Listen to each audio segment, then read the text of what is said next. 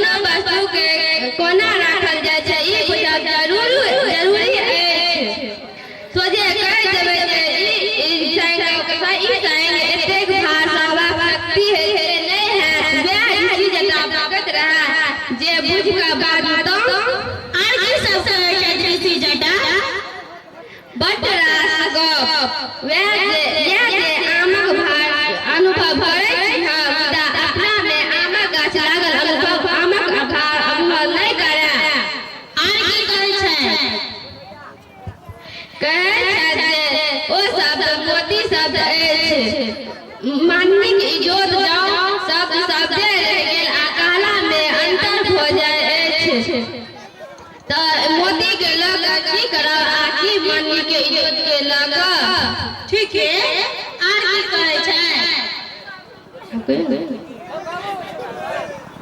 ठीके हिनु ओ भ जाय चोर।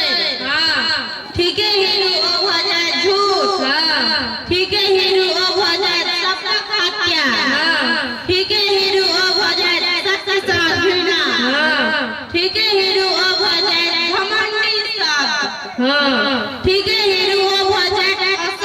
हाँ ओ भ जाय दोष लगाया दूसरा पर। अपन शब्दक अर्थ नहीं बुझेबा दोष लगाया दूसरा पर। हाँ